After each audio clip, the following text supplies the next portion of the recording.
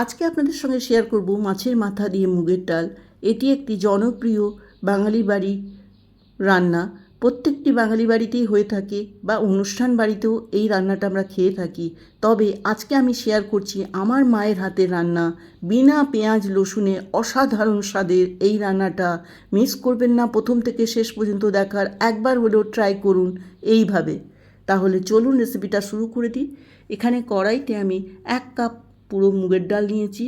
এরপর আমি নেড়ে চেড়ে এটাকে ভেজে নেব। একদম মনোযোগ দিয়ে এই ডালটাকে কিন্তু শুকনো খোলায় লাল করে ভাজতে হবে। এই স্টেপগুলো কিন্তু অবশ্যই ফলো করবেন, আমি যেটা বলছি। লাল করে ভাজা হয়ে গেছে, আপনারা দেখছেন পুরোপুরি কালার চেঞ্জ হয়ে গেছে। এরপর আমি জল দিয়ে এটাকে 3 থেকে 4 বার ধুয়ে নেব। আমি এই কড়াইতেই সেদ্ধ করে নিচ্ছি, ডাল যেন পুরো গলে না যায় এইটা খেয়াল রাখতে হবে। সেই জন্য আমি কড়াইতেই আপনাদের দেখাচ্ছি ডালটাকে সেদ্ধ করছি। উপরে যে ফেনাটা উঠে আসছে সেটাকে আমি হাতা দিয়ে ফেলে দেবো। অল্প একটু নুন দেব, খুব অল্প মাত্রায় নুন, আর কয়েকটা কাঁচা লঙ্কা। আমি বন্দনা, আমার চ্যানেলে আপনাদের সবাইকে স্বাগত জানাই। এরপর ঢেকে আমি এটাকে সেদ্ধ করব। তবে সেদ্ধটা এরকমই হবে যেন চেয়ে চেয়ে থাকে, একদমই গলে যাবে না ডাল। দেখুন আমি হাত দিয়ে চিপছি, চিপে আসছে, কিন্তু ভেতরে কোনো দানা নেই। ঠিক এইভাবেই পুঁতির মতন যেন থাকে, এরকম সেদ্ধ করে নাবিয়ে রাখতে হবে। কাতলা মাছের মাথা নিয়েছি। এরপর মাছের মাথাকে পরিষ্কার করে ধুতে হবে। পরিষ্কার করে ধুয়ে জল ঝরিয়ে রেখেছিলাম। এরপর এর মধ্যে হলুদ গুঁড়ো আর নুন মাখিয়ে আমি 5-7 মিনিট রেখে দেবো। ঠিক এইভাবেই আমার মা করতো, আমি আপনাদের সঙ্গে শেয়ার করছি। আজও মিস করি মায়ের হাতের এই রান্নাটা। এরপর আমি একটা মশলা গুলে রাখবো, যেটি গুলে রাখলে কিন্তু এর স্বাদ আলাদাই হয়। আগেকার দিনে এটাই করা হতো, হলুদ গুঁড়ো, লঙ্কার গুঁড়ো আর আদা বাটা।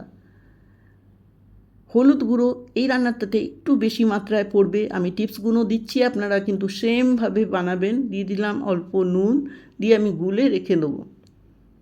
এরপর কড়াইতে সর্ষের তেল খুব ভালো করে গরম করে ফ্লেমটাকে একদম কমিয়ে দিয়ে তারপর আমি মাছের মাথাটা দেব। দিয়ে আমি এপিট ওপিট করে সম্পূর্ণ লাল করে ভাজবো। ঢেকে আমি মাছের মাথাটাকে ভালো করে ভাজতে হবে, তবে এই রান্নাটাতে স্বাদ হবে। ভালো করে দুপিট ভাজতে হবে। দেখুন একদম ভাজা হয়ে গেছে। এরপর আমি উঠিয়ে রাখবো। আজকের এই রান্নাটা যদি ভালো লাগে, বিশেষভাবে অনুরোধ থাকবে প্লিজ লাইক আর কমেন্ট করে জানাবেন। এখানে আমি একটা মশলা শুকনো খোলায় ভাজছি, জিরে, ধনে, কয়েক টুকরো দারচিনি, ছোটো এলাচ আর লবঙ্গ আর 2টো শুকনো লঙ্কা। দারচিনির মাত্রাটা আপনারা দেখছেন একটু বেশি আছে। ভেজে আমি রেখে দেবো। এরপর কড়াইতে দিয়ে দিলাম তেল, তার মধ্যে ফোড়নে জিরে আর এই যে গুলে রেখেছিলাম যে মশলাটা সেটা, আর বাটি ধোয়া জলটা দিয়ে আমি এটাকে নেড়ে যাব যতক্ষণ না তেল উপরে ভেসে ওঠে। এরপর যে গুঁড়ো করা মশলাটা ছিল দিয়ে দিলাম 1 চামচের মতন। এখানে আমি দেখলেন আপনারা কোনো পেঁয়াজ রসুন কিচ্ছু ব্যবহার করিনি। ঠিক এইভাবে করুন, অপূর্ব স্বাদ হয়, অসাধারণ স্বাদ, যেটা বলতে পারবো না। আমি তো মিস করি আমার মায়ের হাতের রান্না।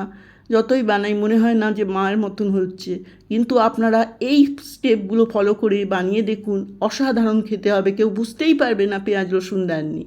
এরপর মশলার সঙ্গে মাছের মাথাটা দিয়ে 2 থেকে 3 মিনিট এটাকে কষবো। তারপর দিয়ে দিলাম সেদ্ধ করা মুগের ডাল। আজকের রেসিপিটা যদি ভালো লাগে অবশ্যই একটা কমেন্ট করে জানাবেন কেমন হয়েছিল, আর আমার চ্যানেলটিকে সাবস্ক্রাইব করে পাশে বেলটা অন করে দেবেন। দিয়ে দিলাম সেদ্ধ করা মুগের ডালটা আর অল্প একটু 1 কাপের মতন জল। খুব বেশি ঝোল এই ডালে থাকে না। দিয়ে দিলাম কয়েকটা তেজপাতা আর অল্প মাত্রায় চিনি আর খুব অল্প ঘি। এই রান্নাতে ঘি খুব বেশি দেবেন না, খুব অল্প দেবেন, খুব অল্প, আমি বলছি সবার ভালো লাগবে। একটা কাঁচা লঙ্কা দিয়ে দিলাম। এরপর খুন্তি দিয়ে মাথাটাকে ভেঙে দেবো, যেহেতু সবাই ভাগে পাক। এরপর পরিবেশন করে দেবো। আমার রান্না কিন্তু শেষের দিকে, দেখেই আপনাদের লোভনীয় লাগছে, একবার হলেও করে দেখুন। আজকের রান্নাটা দেখার জন্য অনেক অনেক ধন্যবাদ। নমস্কার, ভালো থাকবেন।